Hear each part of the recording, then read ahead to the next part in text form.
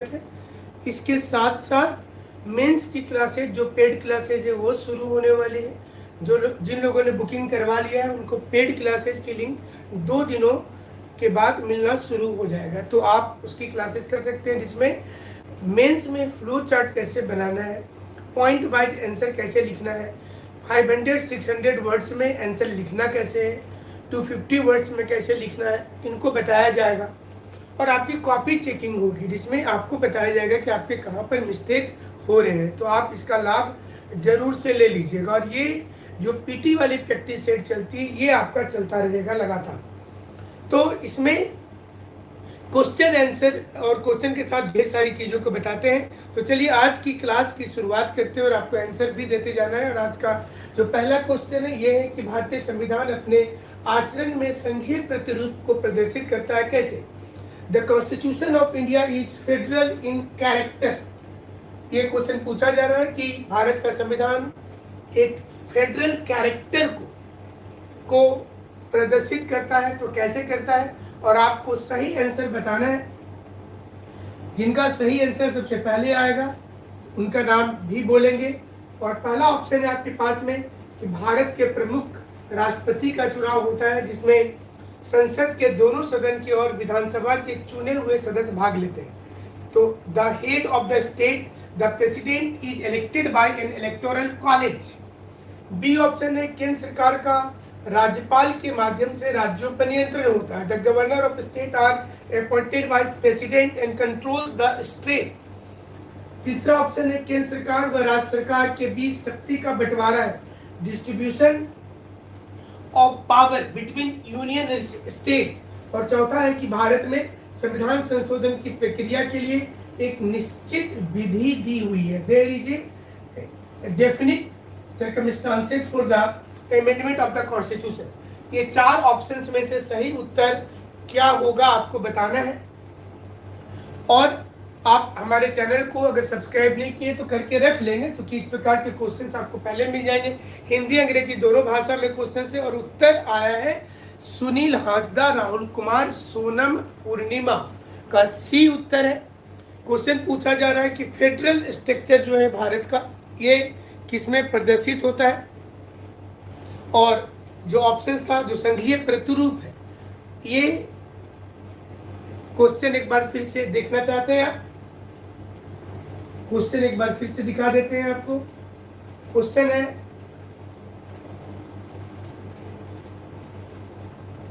एक बार फिर से देख लें, जो लोग बाद में जुड़े हैं। हिंदी इंग्लिश दोनों में क्वेश्चन है। भारतीय संविधान अपने आचरण में संघीय प्रतिरूप को प्रदर्शित करता है कैसे।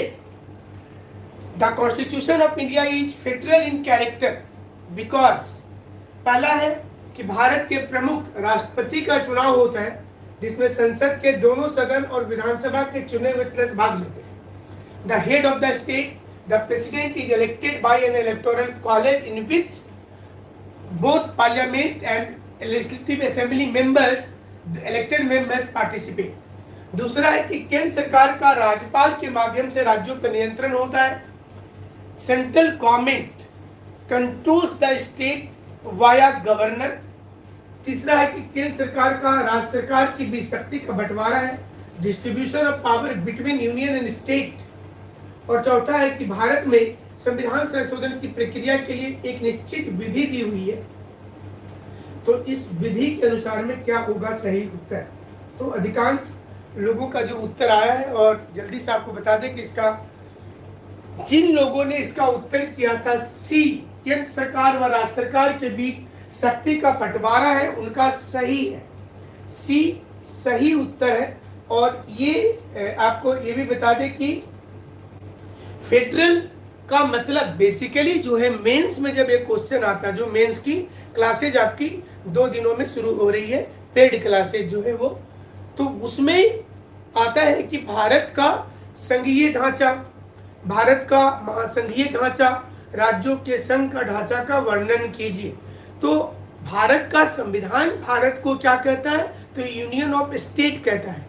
लेकिन सुप्रीम कोर्ट भारत को क्या कहता है, तो क्वेसी फेडरल बोलता है, अर्ध संघीय बोलता है, एम्फीबियन कैरेक्टर बोलता है, जो पानी में भी रहता है और जमीन में भी रहता है। क्योंकि भारत पूर्ण रूपेण जो है कंप्लीट रूप से फेडरल नहीं है। कंप्लीट फेडरल का मतलब होता है कि कोई भी राज्य में कोई भी अगर देश बना है तो इसके अंदर जितने राज्य बने हैं ये राज्य फेडरल में एक समझौता करके आते हैं और इस समझौते के द्वारा जुड़े रहेंगे, लेकिन अलग कभी नहीं होंगे उस देश से। इसका उदाहरण अमेरिका है। So when we talk about federal structure, there is a unity between all the state with certain points, but no right to secede from the union, that is USA। तो अमेरिका को federal बोलते हैं हमेशा, लेकिन जब हम लोग बोलते हैं कन्फेडरल, जैसे रूस है, रूस में भी सेम चीज है, एक समझौता तो होता है, लेकिन उस समझौते में आपको अलग होने का अधिकार होता है। So when you want to leave the union, you can leave the union. आप इसको छोड़ सकते हैं, जब कभी लगता है कि हमको छोड़ना है आप इसको छोड़ करके वापस जा सकते हैं। तो वो होता है कन्फेडरेशन, जैसे रसिया है और वहां से कई सेंट्रल एशिया के प्रोविंस टूट करके अलग हो गए थे। और यूनियन ऑफ स्टेट, जिसको भारत को जो संविधान बोला है आर्टिकल 1 यूनियन ऑफ स्टेट, इसका मतलब होता है कि without any agreement if you join the union you have no right to go outside from the union। आपको बिना समझौता का अपने मन से एक संघ में आ जाना है, लेकिन कभी वापस नहीं जा पाइएगा, आपको हमेशा भारत के संघ में रहना होगा। इसको यूनियन ऑफ स्टेट बोलते हैं। लेकिन भारत के संदर्भ में कुछ राज्यों से हमारा समझौता हुआ था, जैसे पूर्व में जम्मू कश्मीर से था, सिक्किम से हुआ था, उत्तर पूर्वी भारत में हुआ है। तो इसको लेकर के बोला जाता है, सुप्रीम कोर्ट ने कहा कि भारत को हम लोग कंप्लीट यूनियन नहीं बोल सकते, इसलिए एम्फीबियन कैरेक्टर है। तो चलिए अगली क्वेश्चंस की ओर चलते हैं। दूसरा प्रश्न जो है और वो है आपके पास में कि किस एक मुकदमे में सर्वोच्च न्यायालय ने प्रस्तावना में दिए गए शब्द समाजवाद के प्रभाव को बताया। In which case Supreme Court has explained the word and effect of socialism in the preamble। ये किस एक मुकदमे में बताया, ये आपको बताना है कि किस मुकदमे में सुप्रीम कोर्ट ने ये बताया कि there is a effect of socialism in the preamble. जैसा कि आप जानते हैं कि सोशलिज्म को बाद में जोड़ा गया था। तो कौन सा केस था? केशवानंद भारती, बेरूबारी, गोलकनाथ या एक्सेल वियर, ये 4 केस में कौन सा मुकदमा था जिसमें सर्वोच्च न्यायालय ने कहा कि there is a effect of socialism in the preamble. समाजवाद में अगर आप देखेंगे तो सोशलिज्म को बहुत इंपॉर्टेंट माना गया है और राहुल कुमार का उत्तर है बी, यानी कि बेरूबारी। बाकी लोगों का उत्तर जल्दी से आ जाए। सोनू कुमार का बेरूबारी, परमानंद भारती बेरूबारी। क्वेश्चन को समझ पाए आप लोग? अभी चलिए इसका क्वेश्चन। सोनम, सामू, सुनील, रितु, पंकज सिंह, ऋषिकेश महतो ने ए लगाया है, सुजाता सी, विष्णु बी। अभी इसका आंसर देखना इंटरेस्टिंग होगा। संदीप बी। किसका सही होता है इसका उत्तर? केशवानंद लिख रहे हैं। पूर्णिमा, किसका उत्तर सही होता है ये देखना पड़ेगा। केशवानंद भारती, बेरूबारी, गोलकनाथ या एक्सेल वियर। ये महत्वपूर्ण केस दीपाली का है। B, Amit Sharma B, Trilochan B. अब किसका उत्तर ज्यादा सही हो रहा है? सुप्रीम कोर्ट ने समाजवाद शब्द के प्रभाव को बताया कि if socialism is included in the preamble there must be its effect. Amit Kumar, Rajshekhar Yadav, सभी लोगों का उत्तर बी आ रहा। बी यानी कि क्या है? बेरूबारी। आप लोग बता रहे बेरूबारी में ऐसा हुआ था, सुप्रीम कोर्ट ने बोला था बेरूबारी के बारे में, या कुछ और आंसर होगा? सही उत्तर किसी का है कि नहीं ये देख लेते हैं। चलिए, समय खत्म हो गया। जैसा कि आप जानते हैं 30 सेकेंड का आपको टाइम देते हैं। और सही उत्तर किसका हुआ? सही उत्तर है डी। किसी का हुआ है कि नहीं बताइए जल्दी से, किसका हुआ? वशिष्ठ नारायण ने बेरूबारी का। किसका सही है बताइए जल्दी से। किसी का सही हुआ है क्या? ये टोटल लोगों का गलत हो गया। सही उत्तर है Excel Wear versus Union of India. Excel Wear के केस में ये बोला था सुप्रीम कोर्ट ने कि effect of word socialist in the preamble ये बोला था सुप्रीम कोर्ट ने। किसी का सही हुआ है क्या? किसी का सही हुआ है? राजशेखर यादव लिख रहे हैं कि मेरा डी था। तो और कोई बताइए जिसने डी लगाया था।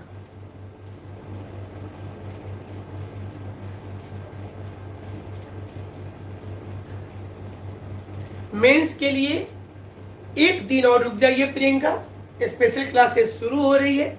मेंस की पेड क्लासेज हमारे व्हाट्सएप नंबर 9431156794 पर आप मैसेज करेंगे और मेंस की पहली क्लास जो होगी उसमें बताया जाएगा कि व्याख्या करे का मतलब क्या है, विश्लेषण करे का मतलब क्या है, चर्चा करे का मतलब क्या है, स्पष्टीकरण करे का मतलब क्या है, क्वेश्चन का मूल्यांकन करें, क्वेश्चन का परीक्षण करें, क्वेश्चन का विवेचना करें, क्वेश्चन का विश्लेषण करें, क्रिटिकली एनालाइज करें, क्रिटिकली एग्जामिन करें, तो ये बताया जाएगा। तो हमें लगता है कि आप लोग उसमें सही करेंगे। तो चलिए, बहुत ये क्वेश्चन इंपॉर्टेंट था आप लोगों के लिए। और गोलकनाथ का केस जानते हैं आप लोग, पंजाब के साथ था, केशवानंद भारती। ये बहुत इंपॉर्टेंट था कि basic feature of the constitution का प्रयोग किया गया था कि मूलभूत ढांचा शब्द मतलब, so if parliament wants to change the preamble, parliament wants to amend the constitution, no problem, but does not write to basic feature of the constitution। वो मूलभूत शब्द जिस पर हमारा संविधान टिका हुआ है उसे नहीं किया जाता है। तो चलिए अगले क्वेश्चंस की ओर चलते हैं। और अगला क्वेश्चन क्या है आपके लिए? आज का हमारी टीम ने क्वेश्चन लेवल बहुत अच्छा रखा है, हमें ऐसा लगता है। और ये क्वेश्चन आ गया आपके पास में, और क्वेश्चन है कि सुप्रीम कोर्ट, क्वेश्चन बोला जा रहा है कि सुप्रीम कोर्ट जो है वो, थोड़ा सा आंसर को पहले कवर कर देते हैं। चलिए, एक मुकदमे में सर्वोच्च न्यायालय ने सामाजिक व शैक्षणिक बैकवर्ड क्लास के बारे में कहा था और इसे संविधान में जगह देने के महत्व को बताया था। After which of the following supreme court decision was the ACBC socially educationally backward class introduced in the constitution? Balaji versus Mysore, Champakam Dorairajan versus Madras, Dev Sadan versus India, Periya Karuppan versus Tamil Nadu. पहली बार एसीबीसी का मुकदमा आया था, आपको पता होगा। हमारे संविधान के अनुच्छेद 15 में एसीबीसी शब्द का उल्लेख है, 16 में भी उल्लेख है। और बी आप लोग बता रहे, शशिकांत, अमित, सुनील, राजशेखर, और कौन कौन का बी है, जल्दी से नाम भेजिए। और ये परमानंद, शिवचरण, सुनील मरंडी, वशिष्ठ ने ए बताया, और बाकी लोगों का बी उत्तर आ रहा है। बालाजी वर्सेस मैसूर या Champakam Dorairajan versus Madras, Nitish Kumar B, Rahul D बता रहे हैं, विष्णु ए बताए हैं, पंकज बी बताए हैं। चलिए 30 सेकेंड समाप्त हो जाता है और सही उत्तर है इसका क्या? सही उत्तर हो रहा है बी, यानी कि सही उत्तर है Champakam Dorairajan versus Madras. I think it is the first case over the reservation. Reservation पर यह पहला केस था जिसमें सर्वोच्च न्यायालय ने कहा था कि रिजर्वेशन देना जरूरी है। एसीबीसी के महत्व को बताया कि सोशली एजुकेशनली बैकवर्ड क्लास, देखिए संविधान में कास्ट का उल्लेख नहीं है। ये अलग बात है कि पॉलिटिकल पार्टी जो है वो इसे जाति आधारित कर दिए हैं, लेकिन संविधान में ये बोला गया है कि if some of the classes whether it belongs to they belong to any caste, अगर वो सामाजिक शैक्षणिक दृष्टिकोण से पिछड़ गए हैं तो उनको मुख्य धारा में लाने के लिए उनको विशेष सुविधा दी जानी चाहिए।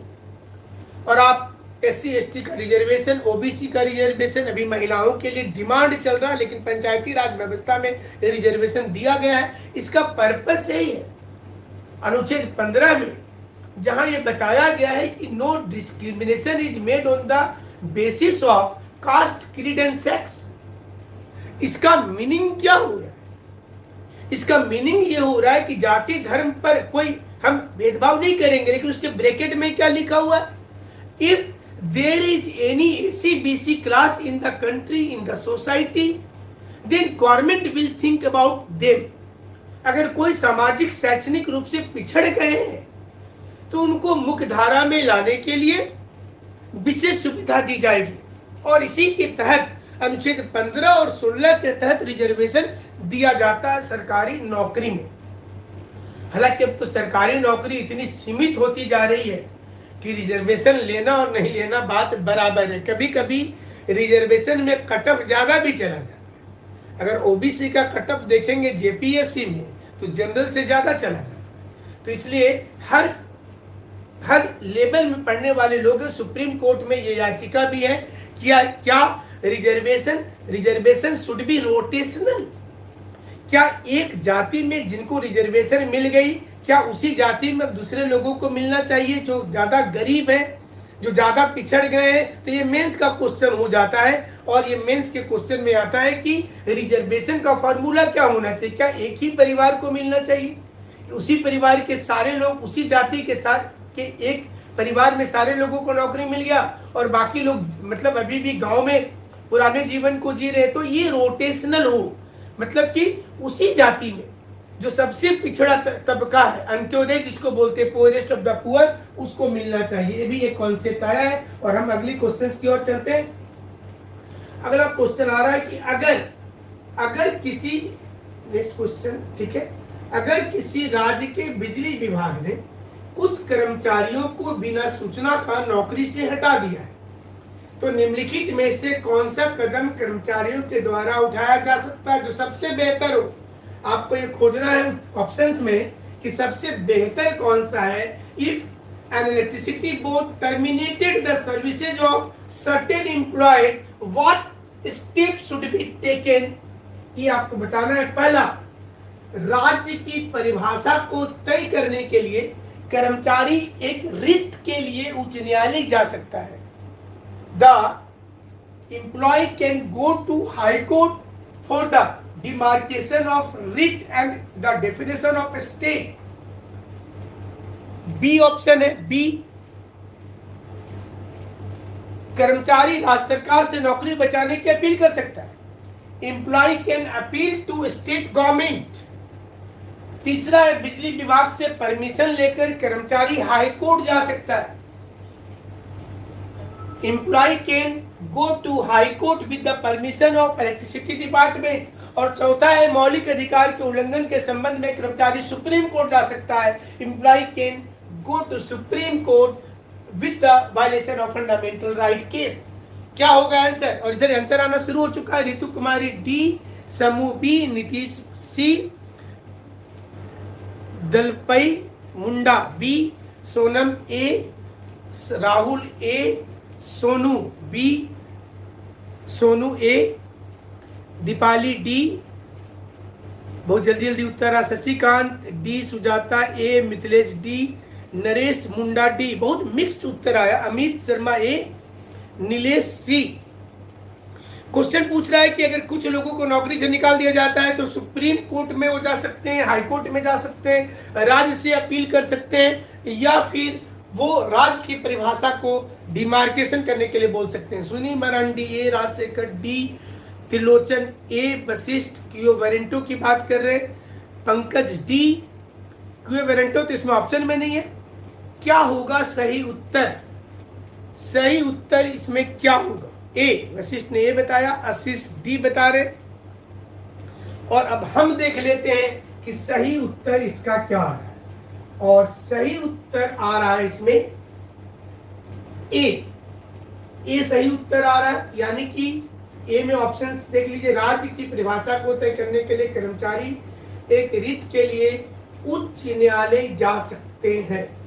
ये सही उत्तर इसमें आ रहा है कि ये राज्य की परिभाषा के लिए जो है वो जो कर्मचारी है ये जा सकते हैं कि वो रिट के माध्यम से जा सकते हैं कि इलेक्ट्रिसिटी बोर्ड जो है वो रिट के द्वारा ये बताए कि स्टेट कौन है। बिजली विभाग भी एक स्टेट के डेफिनेशन में आता है। और जब कोई बोर्ड स्टेट बन जाता है तो स्टेट बनने के बाद में वो किन किन चीजों को कर सकता है, ऐसा सुप्रीम कोर्ट ने राजस्थान वर्सेस मोहनलाल के इलेक्ट्रिसिटी बोर्ड के मामले में बोला था और उसमें बताया था कि स्टैट्यूटरी अथॉरिटी होती है और इसके लिए सॉवरिन फंक्शन होता है किसी भी मतलब बोर्ड का, तो आप नौकरी से उसे नहीं हटा सकते हैं। ये इसका सही उत्तर होगा। देखिए डी होना चाहिए, सोनम ने कहा है, लेकिन इसको समझिए कि हमारे जो अनुच्छेद 12 है उसमें स्टेट का डिफिनेशन दिया हुआ है और ये बताया गया है कि अगर आप कोई स्टेट अथॉरिटी में ज्वाइन कर लेते हैं तो विदाउट अ लीगल प्रोसेस आप उसको टर्मिनेट नहीं कर सकते। देखिए नौकरी से तो आप ऐसे, आप देखते हैं कंपनी से कभी किसी को हटाया जाता है या सरकार के डिपार्टमेंट बंद हो जाते हैं, तो अगर आप कोई स्टेट में है तो स्टेट कौन है? State does not mean Jharkhand, state does not mean only India. Article 12 को पढ़िएगा तो उसमें डिटेल्स में स्टेट को डिफाइन किया गया है। जैसे ओएनजीसी भी स्टेट है, आईआईटी भी स्टेट है, बैंकिंग बोर्ड एक स्टेट होता है और स्टेट में जब आप ज्वाइन करते हैं तो उसमें विदाउट लीगल प्रोसेस आपको नहीं हटाया जा सकता। तो इसलिए वो कर्मचारी हाईकोर्ट में स्टेट की जो मर्यादा है, स्टेट का जो कर्तव्य है, इसके लिए वो बोल सकता है। ये बेसिक इसका आंसर था। और इसके बाद वाला जो क्वेश्चन है वो स्टेट से ही संबंधित है कि अनुच्छेद 12 के अंतर्गत राज्य के लिए दी गई परिभाषा में से कौन सा एक नहीं है। So which of the following not comes in category of state by article 12, कौन सा एक है जो राज्य में नहीं आता है, जो राज्य की परिभाषा में नहीं आता है? NCERT, nationalised bank, institute of medical education and research centre या गृह कल्याण केंद्र। अनुच्छेद 12 जो है हमारा, अगर आप लोगों ने पढ़ा होगा, चूंकि मेंस में आर्टिकल 12 मेंस की टॉपिक है बेसिकली और इसमें आता है, इसलिए हम हमेशा बोलते हैं कि मेंस की तैयारी करिएगा तो पीटी की तैयारी हो जाएगी। तो मेंस के लिए ये है आर्टिकल 12 जिसमें बोला जा रहा है कि which of the following is not a state according to article 12, जो आमतौर पर स्टूडेंट नहीं पढ़ते हैं। आप आर्टिकल 14 से पढ़ना शुरू करते हैं, equality before laws, then what is the use of article 12 and 13 in the constitution. तो सुनील का सी है, सोनम का सी है और बहुत लोगों को सोनू का सी है, सुजाता सी है, राहुल डी है। इसमें से कौन स्टेट के? शिवचरण महतो भी। थोड़ा सा आज हमारी टीम ने क्वेश्चन का बड़ा स्टैंडर्ड रखा है और इसलिए क्वेश्चन बहुत, अमित कुमार, अमरेश कुमार, राहुल कुमार, शशिकांत, मिथिलेश डी है, राजशेखर बी है, दीपाली हांसदा सी है, सी डी बी, ऋतु सी है, प्रभानंद डी है। तो इसका सही उत्तर क्या होगा जिसमें आपको पता चले कि सुप्रीम कोर्ट का सारे जजमेंट है इन सारी चीजों पर, आर्टिकल 12 के बारे में, कि देख लेते हैं पहले उत्तर क्या हो रहा है सही। और सही उत्तर हो रहा है एनसीईआरटी। ए किसी ने नहीं लगाया था लगता है, सारे लोगों का उत्तर डी बी सी में रह गया। ए, आज का क्वेश्चन थोड़ा सा मुश्किल लग रहा है। ए सही उत्तर होगा, ए NCERT is not a state within the meaning of Article 12. It is a society registered under the Society Registration Act, and the object of NCERT is to assist and advise the Ministry of Education and Social Welfare. ये एक state नहीं है, NCERT एक board है जो social registration act के द्वारा बनाया गया था मिनिस्ट्री ऑफ एजुकेशन का मदद करने के लिए। So NCERT is not a independent board as a state. Article 12 mains की टॉपिक थी, तो मेंस की भी तैयारी अगर आप अच्छा से करते हैं तो पीटी का 70 to 80% तैयारी हो सकता है। तो चलिए अब एक अच्छा सा क्वेश्चन आपके लिए आया है और इसका उत्तर आप जरूर से दे पाएंगे हमें लगता है। और ये क्वेश्चन है आपके लिए कि इनमें से कौन राष्ट्रपति के साथ पर्यंत ही अपने पद पर बने रहते हैं? Who among the following hold office at the pleaser of president? पहला यूपीएससी चेयरमैन, दूसरा अटॉर्नी जनरल ऑफ इंडिया, तीसरा लोकसभा का स्पीकर और चौथा है कैग। सही उत्तर क्या होगा? सही उत्तर क्या होगा? इसमें से कौन सुप्रीम कोर्ट इसमें से कौन राष्ट्रपति के प्रसाद पर्यंत ही रहेंगे? Rahul Kumar B, Ritu B, Arun B, Siddhant B, Ashish B, UPSC chairman लिखे, Priyanka C, Sonam C, Rahul B, Narendra Munda A, Amit Kumar B, Asha Raj, Amrish B, Shashikant B, Amit A. तो चलिए देखते किसका सही हो रहा है। इसमें से राष्ट्रपति के प्रसाद पर्यंत ही अपने पद पर बने रहेंगे, तो कौन सा वो पद है जिसमें राष्ट्रपति के प्रसाद पर्यंत ही रहते हैं? तो देख लेते हैं जैसे सही उत्तर क्या हो रहा है।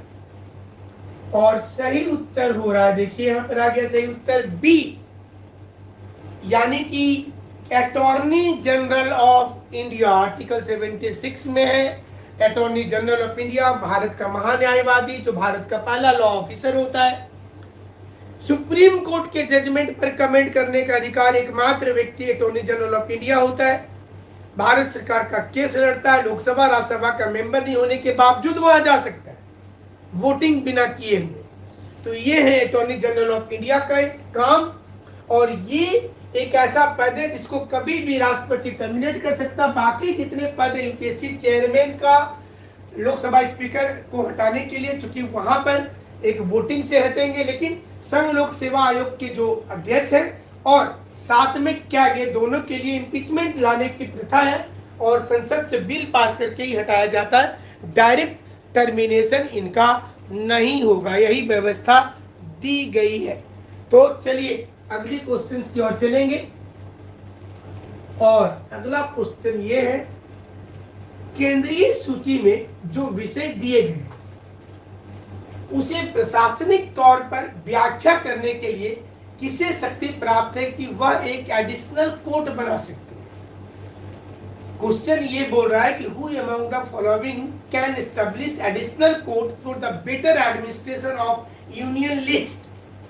केंद्रीय सूची में जो विषय दिए गए उसे प्रशासनिक तौर पर व्याख्या करने के लिए किसे यह शक्ति प्राप्त है कि वह एक एडिशनल कोड बना सकती है?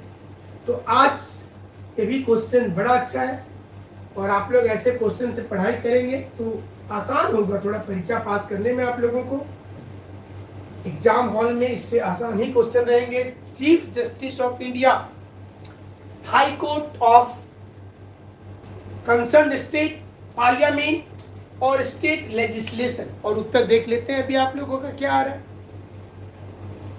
सही उत्तर क्या आ रहा है देख लेते हैं। सी, ए सी आ चुका है, अमरीश का ए है, ऋतु ए है, गंगाराम बी है, सोनू ए, देव, मिथिलेश, वशिष्ठ, पंकज ए, दीपाली, अमित ए, आशीष राज ए, काशिफ। जो लोग उत्तर दे रहे हैं अब ए बोल रहे हैं, बी बोल रहे हैं, वो आप लोगों को पता है, हम सिर्फ नाम बता देंगे। मिथुन रवानी, सुजाता राय, सिद्धांत, शशिकांत, राजकिशोर सोनी, सोनम सिंह, अमित कुमार, गिरधर महतो, नेहा दुबे, ऋतु कुमारी, असलम खान, उमेश प्रजापति, देव कुमार, दीपाली हंसदा, सुनील मरंडी, राहुल कुमार। तो चलिए किसका उत्तर सही होता है? नेहा कुमारी। अब सही उत्तर देख लेते हैं। चलिए सही उत्तर इसका हुआ, और सही उत्तर इसमें हो रहा है सी, पार्लियामेंट बना सकती है। सी, अगर यूनियन लिस्ट पर जो चीजें दी गई हैं उस पर कानून बनाना हो तो फिर इसे पार्लियामेंट बना सकती है कानून। तो सही उत्तर इसमें होगा सी। ये आप लोग जानते भी होंगे कि parliament of India has empowered to establish additional code for better administration of any existing law with matter to concern in the union list. चलिए अगली क्वेश्चन की ओर चलते हैं। जनहित याचिका के संबंध में याचिकाकर्ता के द्वारा लिया गया कदम में से कौन सा एक गलत है?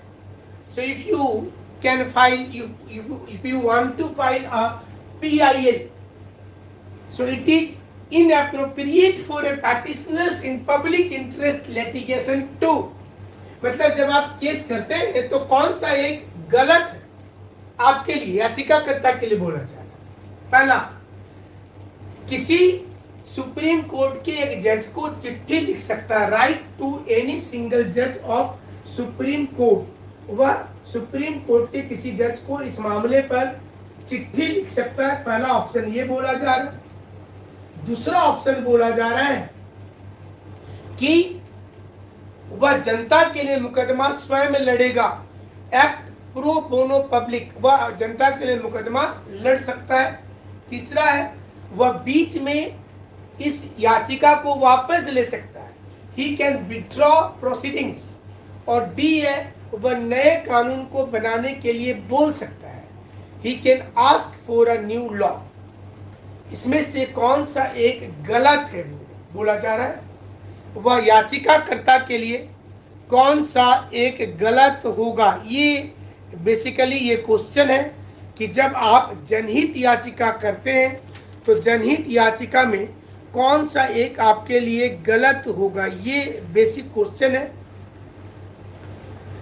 और यहाँ पर सुजाता, मिथिलेश, अरुण राणा, शशिकांत, गिरधर, पंकज, इन तमाम लोगों के आंसर है। देव कुमार, अनिता, ऋषिकेश, मोहम्मद महफूज, शिवचरण महतो, राहुल कुमार, नरेश मुंडा, प्रियंका, सोनी सूरी, राकेश्वर यादव, राजेश्वर यादव, वशिष्ठ, देव कुमार, तमाम लोगों का अलग, त्रिलोचन, आशीष राज, आशा राज, उमेश, नेहा, लवली, सोनम,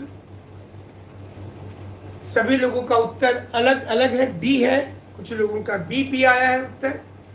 बोला जा रहा है कि याचिकाकर्ता जो है वह जब याचिका करता है तो इसमें से कौन सा चीज वो उसके लिए इनएप्रोप्रिएट माना जाएगा। ये मीनिंग हो रहा है कि inappropriate for a petitioner in public interest litigation.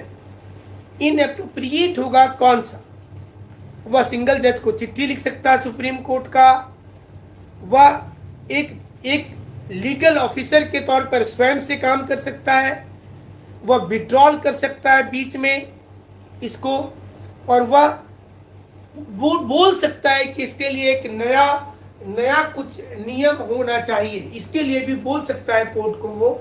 इस और ये चारों में से कौन सा ज्यादा सही हो रहा है, और सही उत्तर आ रहा है इसमें कौन सा, सही उत्तर हो रहा है सी। बहुत से लोगों का फिर से एक बार गलत हो गया, सही उत्तर सी हो रहा है। एक चीज याद रखिएगा कि झारखंड में भी भ्रष्टाचार के कई केसेज हुए, ऐसे तो सभी राज्य में हुए, बिहार में भी ढेर सारे हैं, यूपी में भी ढेर सारे, झारखंड में भी है। अगर आप एक बार जनहित याचिका लगा देते तो रूल है कि PIL को आप फिर विड्रॉ नहीं कीजिएगा बीच में। इट कैन बी पॉसिबल कि आप मैनेज हो जाइएगा, जैसे भ्रष्टाचार का आपने किसी के ऊपर केस कर दिया और बीच में आप केस वापस, हो सकता है आप मैनेज हो जाए, पैसा लेके आप चुप हो जाए। तो जब केस होता है जनहित याचिका तो आप वापस नहीं लेंगे, वो केस चलेगा। लेकिन आप कोर्ट से रिक्वेस्ट कर सकते हैं कि जैसे जो आप सपोज कीजिए, एक उदाहरण दे रहे हैं, रोड जनता के पैसे से बनता है, टैक्स आप देते हैं, लेकिन रोड का शिलान्यास के समय लिखा जाता है मंत्री, विधायक और सांसद का नाम। तो आप जनहित याचिका लगा सकते हैं कि ये गलत है, क्योंकि जनता के पैसे का है, तो वो विधायक फंड जो आ रहा है वो भी तो जनता का ही फंड है ना, वो तो अपना इनकम उसका है नहीं। अब इस पर कोई जजमेंट आएगा, हो सकता है तमाम लोग उसको पैसा देना चाहें कि केस वापस ले लो, तो आप केस वापस नहीं ले सकते, लेकिन कोर्ट से रिक्वेस्ट कर सकते हैं कि सर इसमें एक नया कानून बनाया जाए। आप सुप्रीम कोर्ट के जज को चिट्ठी लिख सकते हैं कि इस पर जांच की जाए, और आप स्वयं से जनहित याचिका के लिए आप स्वयं से मुकदमा भी लड़ सकते हैं, ये भी प्रोसेस है। तो चलिए अगली क्वेश्चन की ओर में चलते हैं। और गलत हो जाने के बाद भी टेंशन नहीं लेना है, क्योंकि आपको समझना है क्वेश्चन के लेवल पर भी कभी कभी आंसर डिपेंड करता है। आप लोग जो बाजार से प्रैक्टिस सेट बनाते होंगे, हमें उम्मीद है कि उसमें 90-95% जरूर सही कर देते होंगे, लेकिन जितने स्टैंडर्ड क्वेश्चन पर जाएंगे गलत होने दीजिए, कोई बात नहीं है। आपके एग्जाम अच्छे चले जाएंगे। निम्नलिखित में से किस एक रीट को सिर्फ पब्लिक सर्वेंट के लिए, पब्लिक ऑफिस के लिए जारी किया जाता है? ये बहुत आसान सा क्वेश्चन है, जल्दी से उत्तर कीजिए इसका। ए हेबियस कॉर्पस, बी क्वे वारंटो, सी कटिवरी या डी प्रोहिबिशन? जल्दी से उत्तर कीजिए, क्या होगा सही उत्तर?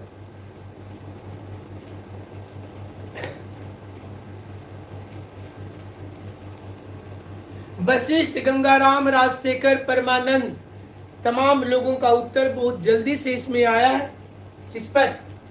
इस पर आया क्वेवरेंटो पर, लेकिन कुछ लोगों का उत्तर डी भी देख रहे हैं यहाँ पर। Deepali Munda A, Rishikesh Mahato B, Arun Rana B. Mixed उत्तर हो रहा। सुजाता, पंकज सिंह, शशिकांत, अमित शर्मा, अमित कुमार, शिवचरण महतो, नरेश मुंडा, रितु कुमारी, असलम खान। चलिए 30 सेकंड समाप्त हो गए हैं और सही उत्तर, आसान प्रश्न था बी क्वेवरेंटो। सरकारी ऑफिस के लिए भी याद रखिएगा। हिबियस कॉर्पस फंडामेंटल राइट के लिए होता है, मौलिक अधिकार को बचाने के लिए। एक रीट और है मैंडेमस, जो एक ऑर्डर होता है राज्य को, सुप्रीम कोर्ट का, हाई कोर्ट का, मैंडेमस। और ये जो दो है ना, कटियोरी और प्रोहिबिशन, ये हमेशा कोर्ट के बीच होता है। मैंने सुप्रीम कोर्ट हाई कोर्ट को बोल सकती है, हाई कोर्ट डिस्ट्रिक्ट कोर्ट को बोल सकती है, सुप्रीम कोर्ट डिस्ट्रिक्ट कोर्ट को बोल सकती है। कि आप जैसे आप देखिए थे महाराष्ट्र के केस में सुप्रीम कोर्ट ने बोला कि हम आंख बंद करके नहीं बैठेंगे। गलत जजमेंट अगर कोई देता है, नहीं देता है, तो वहां पर ये मुकदमा हो सकता है। तो और अगला क्वेश्चन है, संसद को राज्य सूची में दी गई विषयों पर भी कानून बनाने का अधिकार है अगर विषय किस एक से संबंधित होगा। कौन से विषय पर वो कानून बना सकता है, किस चीज से संबंधित होगा? तो वह राज्य के विषयों पर भी कानून बना सकता है। जनहित में, नेशनल इंटरेस्ट राष्ट्रीय हित में, स्टेट इंटरेस्ट राज्य के हित में, पब्लिक इंटरेस्ट जनता के हित में, माइनॉरिटी इंटरेस्ट अल्पसंख्यक के हित में। राज्य के किस विषय पर कानून बनाया जा सकता है, सेंट्रल गवर्नमेंट का कानून बनाया जा सकता है?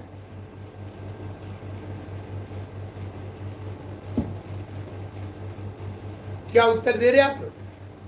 प्रदीप नारायण, परमानंद, वशिष्ठ, गंगाराम, बसंत लकड़ा, पंकज सिंह, अरुण राणा, सभी लोगों का ये है। रीना कुमारी B, Shashikant B, Sunil, Ashish Kumar, Rishikesh, Amit, UPSC का बी था, बाकी सभी लोगों का ए था। सुलोचना, सोनी, शशिकांत का बी आ जा रहा है, सोनी का ए है, नरेश मुंडा। तो चलिए उत्तर देख लेते हैं और सही उत्तर है ए, नेशनल इंटरेस्ट में। नेशनल इंटरेस्ट में सही उत्तर है ए। तो आज इतना ही बताते हैं और कुछ एक दिन के बाद, मतलब नेक्स्ट डे जो होगा क्लास आपका, ये क्लास मेंस के लिए होगा, जिसमें जिन लोगों ने एडमिशन करवा लिया है, बुकिंग करवा लिया था, कल ढेर सारे लोगों ने करवाया था, उनको अलग से एक लिंक दी जाएगी। लेकिन ये पीटी वाली सुविधा, फ्री वाली जो प्रैक्टिस सेट है, ये जारी रहेगा आप लोगों के लिए। और इसका आप तैयारी करते रहेंगे, घर में स्टैंडर्ड क्वेश्चंस मिलता रहेगा। और हमारा जो मेंस की क्लासेस शुरू हो रही, चूंकि अभी समय 6 मंथ 8 मंथ का एक्स्ट्रा मिल गया है, एग्जाम देरी से हो रहा है, तो मेंस लिखने की कोशिश करेंगे। और आप, हमारा नंबर है 9431156794 पर मैसेज करेंगे, व्हाट्सएप मैसेज करेंगे अगर क्लास